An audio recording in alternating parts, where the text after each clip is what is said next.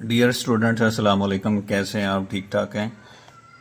Dear students, आज हम formation number 6 पढ़ेंगे।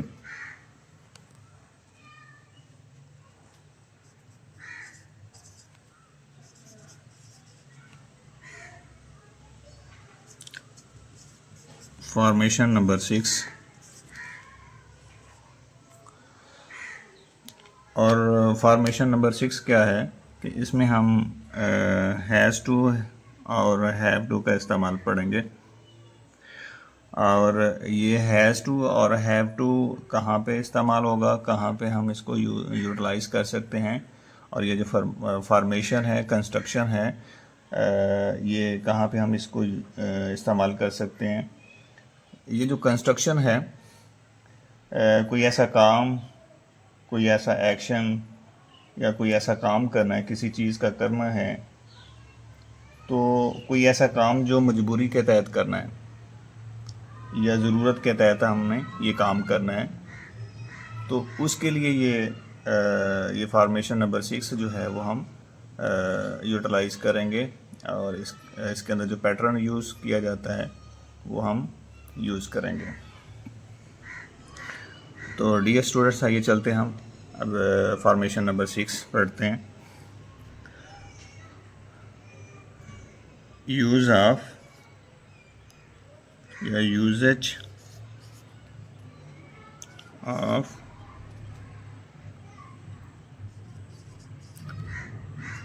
Has to, have to. और इसका पैटर्न क्या होगा? Very simple.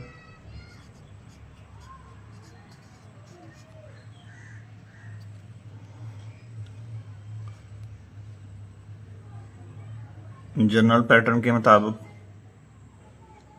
इसका पैटर्न भी वैसे ही होगा। सबसे पहले हम सब्जेक्ट लिखेंगे, सब्जेक्ट के बाद हम हैज़ टू या हैव टू का इस्तेमाल करेंगे। उसके बाद हम first form of verb use करेंगे। उसके बाद हम ऑब्जेक्ट लिखेंगे और उसके बाद जो रिमेनिंग वर्ड्स हैं उसको हम एंड पे लिखेंगे। अब ये जो हमारा जनरल फार्मूला है, इसके अंदर हम हैज़ किसके साथ आएगा और हैव किसके साथ आएगा, इसको हम देखते हैं कि कौन से सब्जेक्ट के साथ हैज़ आएगा और कौन से सब्जेक्ट के साथ हैव आएगा। अगर आप देखें, सब्जेक्ट आ रहा है, सिंगुलर सब्जेक्ट है, सिंगुलर नाउन है, या प्रोनाउन की शक्ल में सब्जेक्ट आ जाए ही,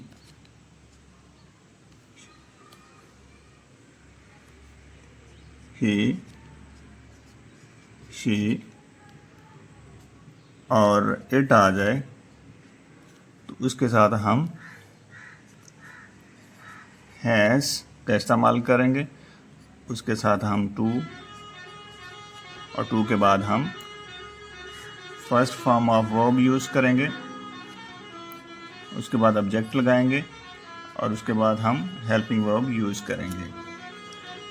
नंबर 2 जो फार्मूला है, अगर सब्जेक्ट जो है प्लूरल नाउन आ जाए,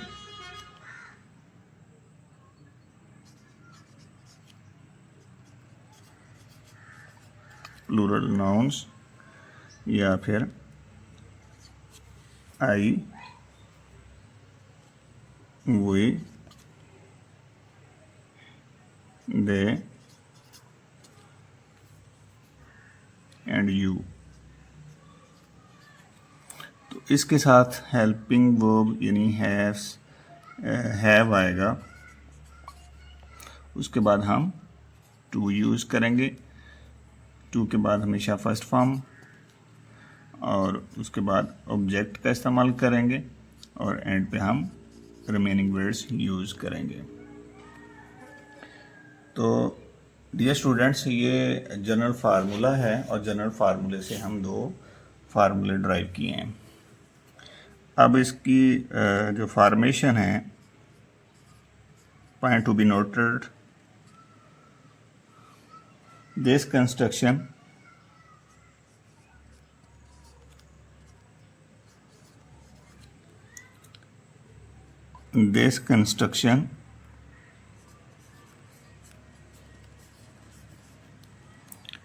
is used to express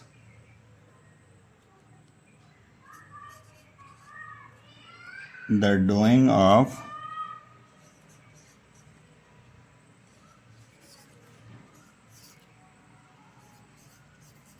something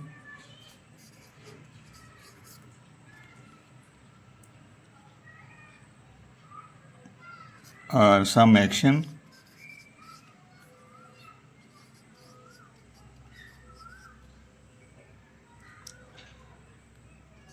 which is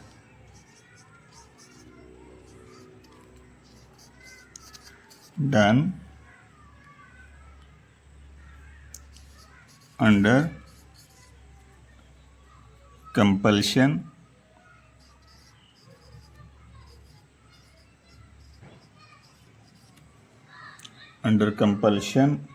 or out of necessity or need in कौन सा इरा हो सकता है, कौन से ज़माने में ये, इन द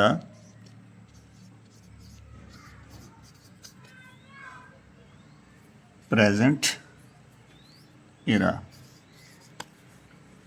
तो इस कंस्ट्रक्शन को आप प्रेजेंट इरा के अंदर यूज़ कर सकते हैं। कोई भी ऐसा काम जो मजबूरी के तहत किया जा रहा है, तो या किसी के अंडर आप काम करना चाह रहे हैं, तो ये कंस्ट्रक्शन जो है हम यूज़ करेंगे, जो हम ऊपर जो पैटर्न हम ऊपर पढ़ चुके हैं। तो इसकी एग्जांपल देखते हैं कि मुझे ये काम करना पड़ता है।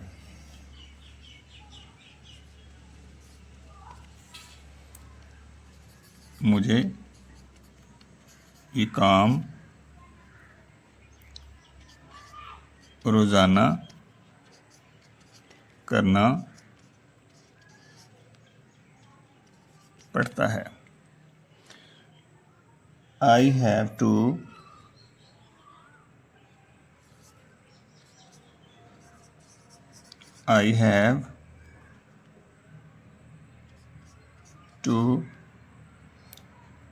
do, टू के साथ हम फर्स्ट फॉर्म यूज़ करेंगे, डू दिस वर्क या दिस टॉक्स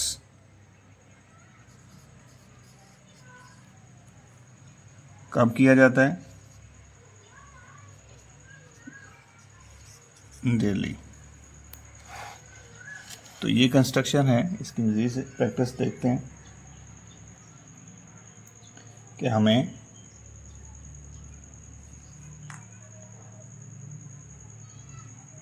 उसे घरेलू कामकाज खुद करना पड़ते हैं।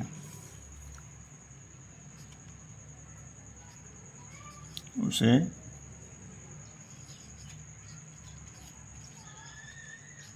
घरेलू कामकाज खुद करना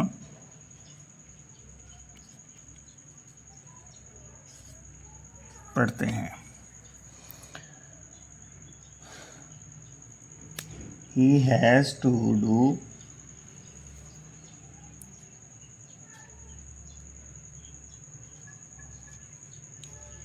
he has to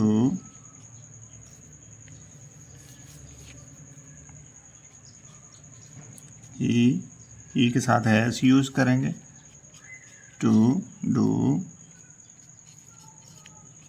उसे करना पड़ते हैं द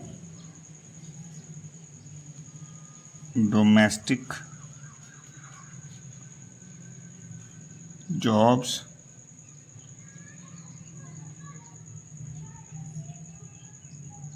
या टास्क। अब यहाँ पे डोमेस्टिक टास्क, अब यहाँ पे एंड पे रिफ्लेक्सिव प्रोनाउंस यूज़ करेंगे। तो रिफ्लेक्सिव प्रोनाउन क्या है? जब हम प्रोनाउन के साथ सेल्फ वाली फॉर्म यूज़ करेंगे। तो ऑब्जेक्टिव केस है यहाँ पे, तो हिम के साथ हम सेल्फ लगाएंगे तो रिफ्लेक्सिव प्रोनाउन बन जाएगा हिम। जिसकी वजह से ये हिमसेल्फ बना है, हमारा जो सब्जेक्ट है हिमसेल्फ।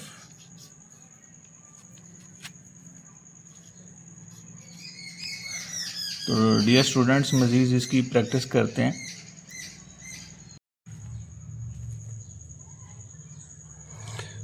डियर स्टूडेंट्स, अब मज़ीद प्रैक्टिस देखते हैं, एक्सरसाइज करते हैं इसकी।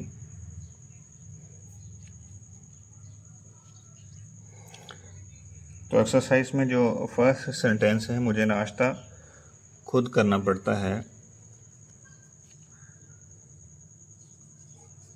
मुझे नाश्ता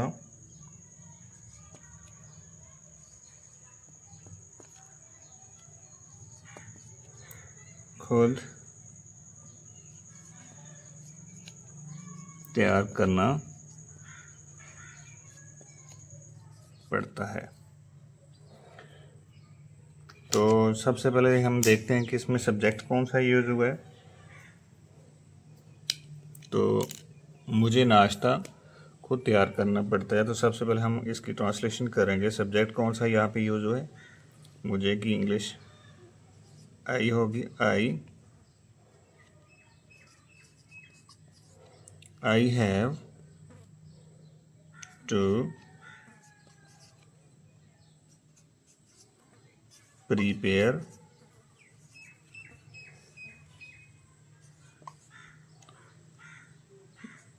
द ब्रेकफास्ट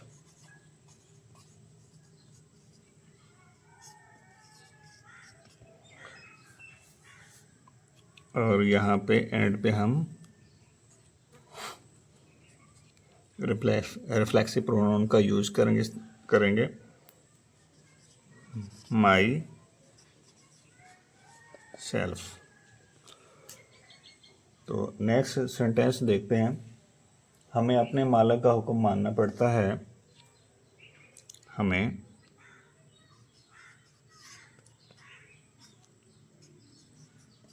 अपने मालिक का हुक्म मानना पड़ता है। We have to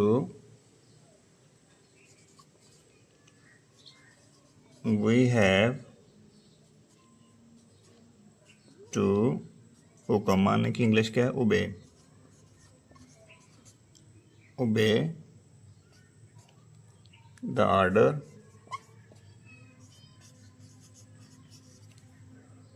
of our preposition of our मालिक की इंग्लिश क्या है? मास्टर।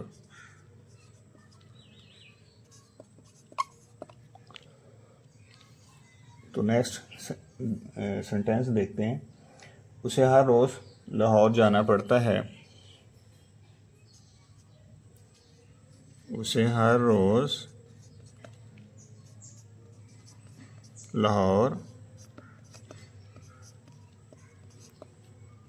जाना पड़ता है। he has to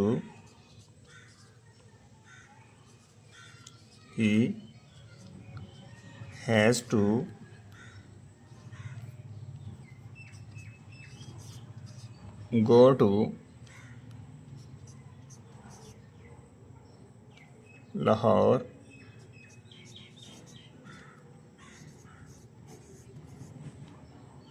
Delhi. हमें अपने हकूक़ का दिफा करना पड़ता है। हमें अपने हकूक़ का दिफा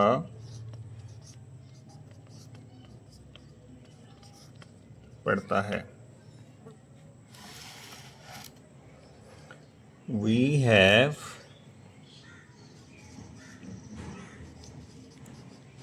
have to defend यानी दफा करना, defend our rights। तो हमें अपने हकूक़ का दिफा करना पड़ता है। नेक्स्ट सेंटेंस है, वालिदैन को अपने बच्चों की परवरिश करनी पड़ती है। वालिदैन को अपने बच्चों की परवरिश करना पड़ती है। The parents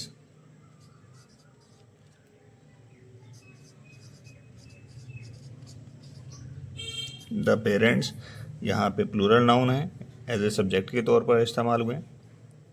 parents have to,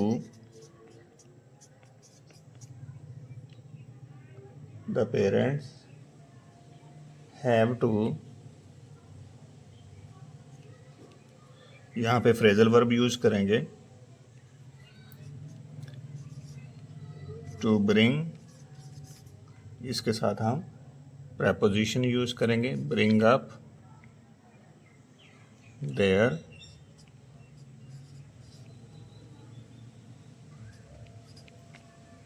children.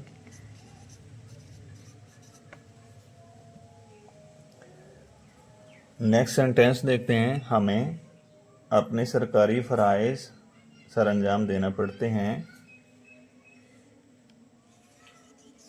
हमें अपने सरकारी फ़राइज़ सरअंजाम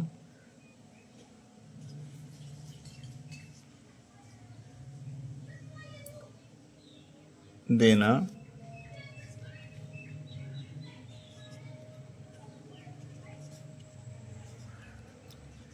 पड़ते हैं।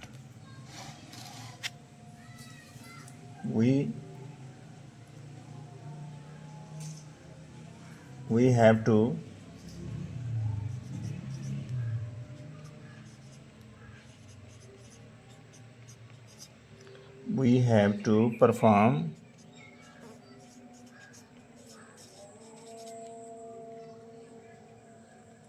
our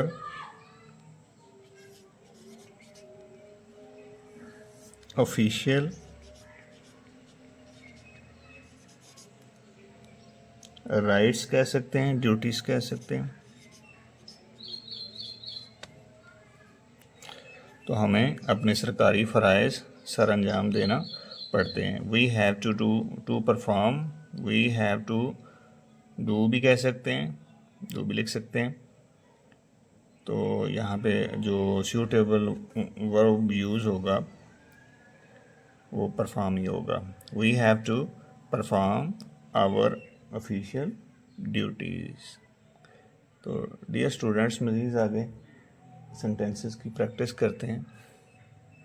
स्टूडेंट्स, आगे सेंटेंस जो देखते हैं प्रैक्टिस के लिए, हमें या हम सबको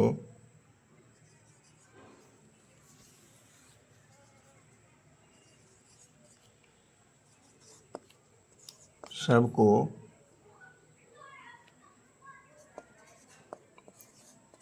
जिंदगी में बेशुमार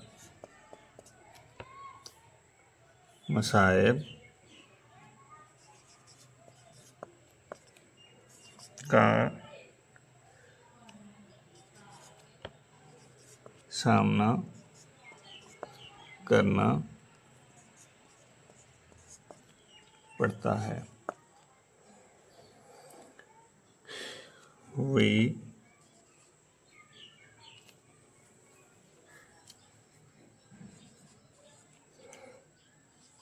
all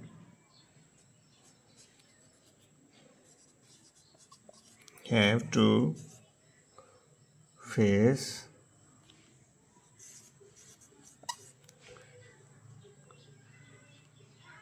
countless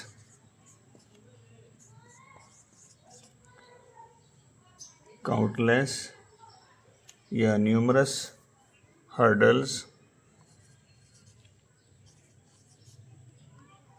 hardships, डिफ़िकल्टीज़ भी यूज़ कर सकते हैं इन लाइफ।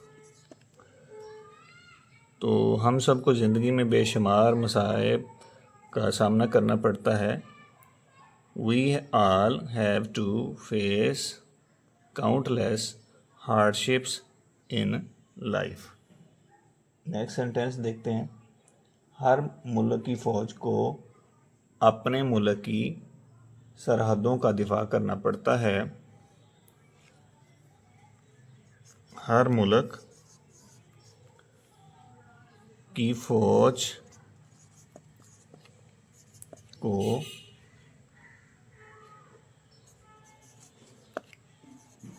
अपने मुल्क की सरहदों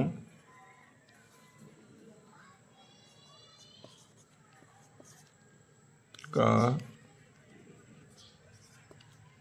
दिफा करना पड़ता है। The army of every country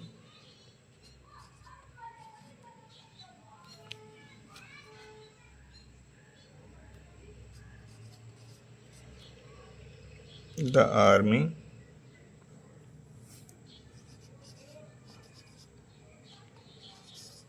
of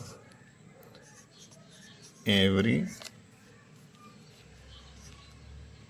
country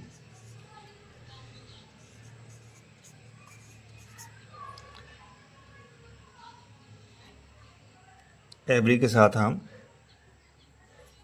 जो हेल्पिंग वर्ब है वो यानी हैज़ का इस्तेमाल करेंगे। Has to defend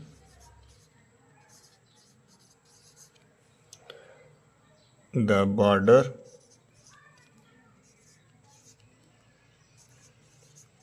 borders of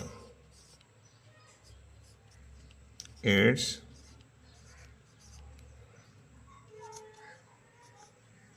country। तो नेक्स्ट सेंटेंस देखते हैं।